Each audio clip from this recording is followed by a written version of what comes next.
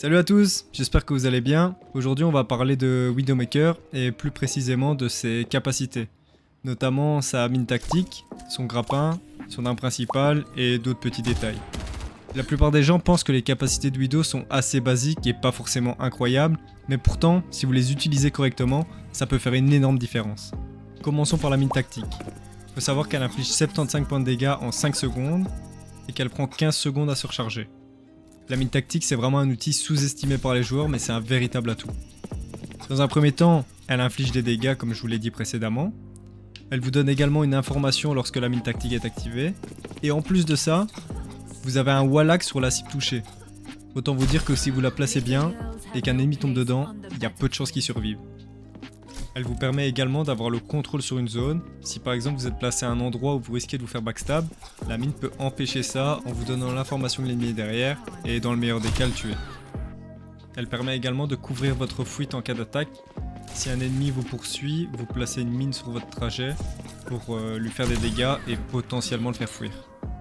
Un autre détail peu connu est qu'elle peut vous protéger contre une autre Widowmaker qui tenterait de vous éliminer en vous tirant dans la tête.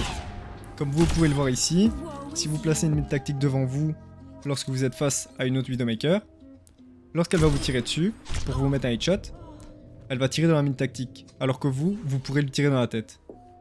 La mine tactique peut également être pratique pour la placer par exemple sur une Mei qui est en glaçon ou sur un personnage qui est slip par Ana pour faire une sorte de combo. Il faut également savoir c'est que la mine tactique elle peut être absorbée par une matrice de D.Va, par un javelot de Orisa, par le cinétique de Sigma, et elle peut également être reflect par un Genji. Donc ensuite on va passer au grappin. Ça va être un peu plus court parce que le grappin en soi, vous pouvez l'utiliser de manière offensive et de manière défensive. Et il faut savoir qu'elle a un temps de recharge de 12 secondes. Donc de manière offensive, vous allez par exemple l'utiliser pour faire des jump shots, comme j'aime particulièrement le faire, ou pour faire un déplacement qui va surprendre l'adversaire.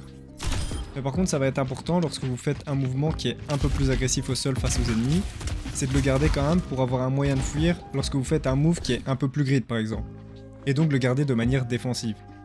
Ou par exemple utiliser s'il y a potentiellement un ennemi en face qui pourrait vous rusher, comme une Sombra, un Genji, une Tracer, une D.Va ou un Winston, qui sont vos principaux counters, vous le gardez pour vous permettre de fuir et vous mettre à l'abri.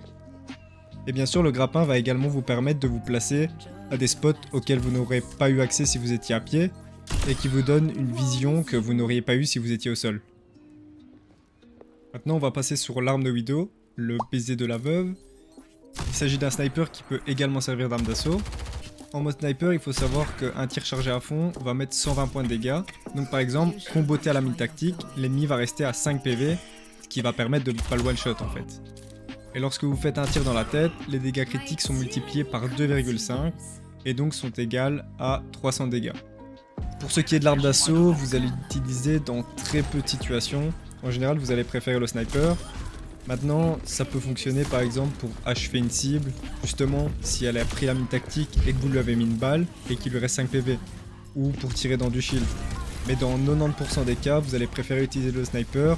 Même sur un ennemi qui va être assez proche de vous, je vous conseille d'apprendre à tuer un ennemi avec le sniper lorsque vous faites rusher. Ça va être beaucoup plus efficace que d'utiliser votre arme d'assaut, qui va principalement servir à achever un ennemi qui est low. Enfin, la dernière capacité de Widowmaker, c'est son ulti, l'infravision.